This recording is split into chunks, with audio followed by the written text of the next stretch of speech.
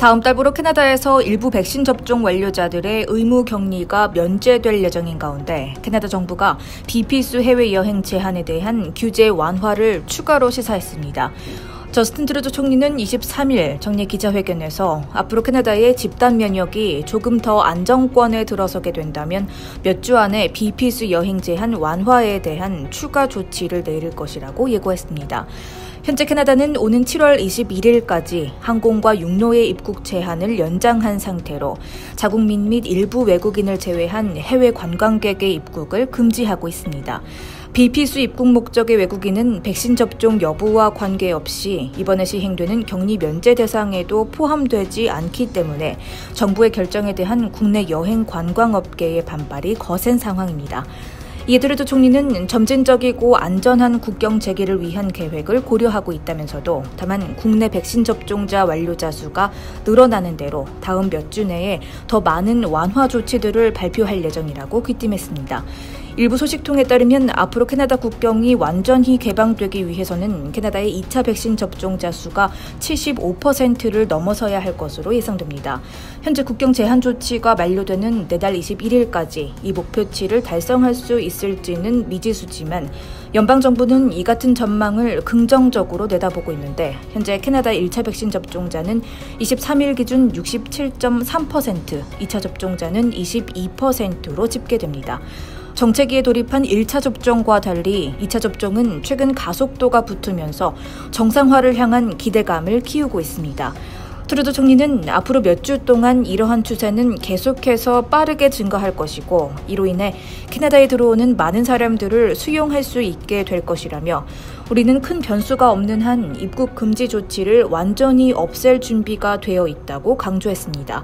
다만 완전한 국경 개방이 이뤄지기 위해서는 백신 접종률 증가와 더불어 캐나다의 확진자 수와 병원 수용량 그리고 델타 변이와 같은 요소들도 예상 범주를 벗어나지 않아야 하는데 캐나다의 코로나19 확진 현황에 따르면 23일 기준 캐나다의 일일 신규 확진자 수는 717명으로 아직까지는 감소세가 꾸준히 이어지고 있습니다.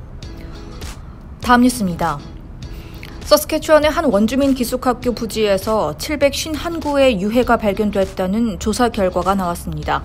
서스캐추원주를 근거지로 두고 있는 코에시스 부족은 24일 오전 온라인 기자회견을 열고 메리벌 인디언 기숙학교 건물이었던 부지 인근 땅속을 탐사한 결과 751구의 유해가 묻혀 있는 것으로 확인됐다고 발표했습니다. 코에시스 부족의 캐드머스 델롬이 주장에 따르면 이번 달 초부터 서스캐추원 폴리테크닉 대학과 원주민 부족의 전문가들이 메리벌 기숙학교가 위치했던 약 4만 4천 스퀘어미터 크기의 부지에 대한 레이더 탐사 분석을 시작했습니다.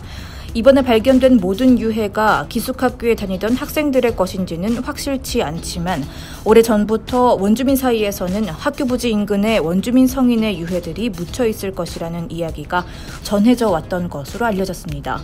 또한 처음에는 무덤에 묘비가 있었지만 이 묘비들은 1960년대쯤 가톨릭 교회로부터 제거됐던 것으로 추정되며 묻힌 유해의 정확한 숫자와 출신 부족 등에 대한 추가 정보는 몇 주 내에 발표될 예정이라고 델로미 주장은 덧붙였습니다. 캐나다 내 원주민 기숙학교는 지난 19세기 중순경부터 20세기 말까지 100여 년에 걸쳐 원주민 어린이들을 교화시킨다는 이유로 가톨릭 교회와 연방정부의 관리하에 운영됐습니다.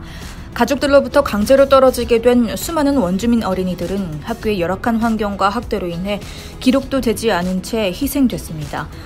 지난달 BC주 캡롭스 인디언 기숙학교 부지에서 200구가 넘는 어린이의 유해가 발견됐다고 밝혀지자 캐나다 원주민 사회는 기록되지 않은 유해가 전국 곳곳의 기숙학교 밑에 여전히 묻혀 있을 거라며 이에 대한 진상조사가 필요하다고 촉구해오고 있었는데 코에시스 부족의 발표 이후 캐나다는 또다시 충격에 빠졌습니다. 캡롭스에 이어 서스캐추원 원주민 기숙학교에서도 수백 구의 유해가 발견됐다는 소식이 전해지면서 원주민 사회에 대한 정부와 가톨릭 교회의 제대로 된 사과 및 보상이 필요하고 캐나다 데이 행사도 취소되어야 한다는 목소리는 더욱더 높아질 것으로 보입니다.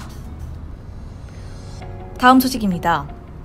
세계적인 컨설팅 기업 머서가 22일 발표한 2021 전 세계 생계비 조사에 따르면 올해 밴쿠버가 캐나다에서 외국인 노동자의 생계비 부담이 가장 큰 도시로 지목됐습니다.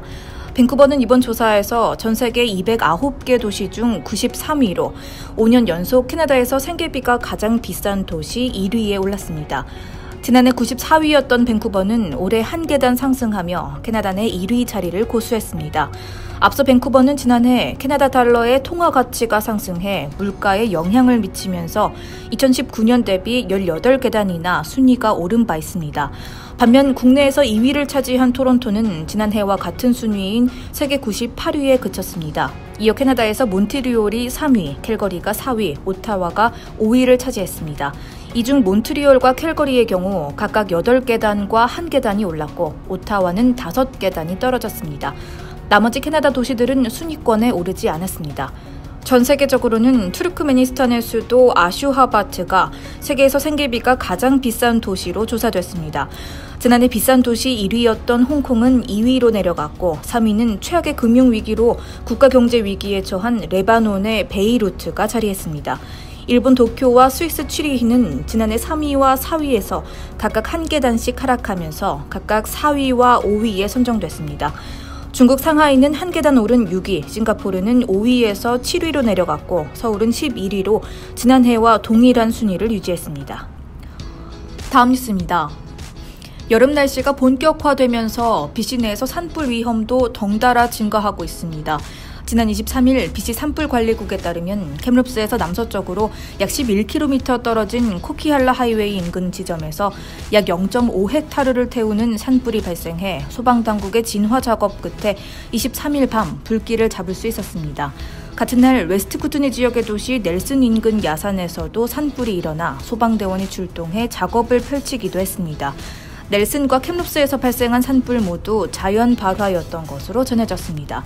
현재 BC주 내에서 가장 심각한 수준의 산불은 호프에서 발생 중입니다. 당국에 따르면 호프에서 남동쪽으로 13km 떨어진 숲에서 일어난 산불 규모가 점점 더 커져 23일 저녁 기준 50헥타르의 임야를 태우고 있으며 이를 진화하기 위해 60명이 넘는 대원들과 4대의 헬리콥터가 현장에 출동하기도 했습니다.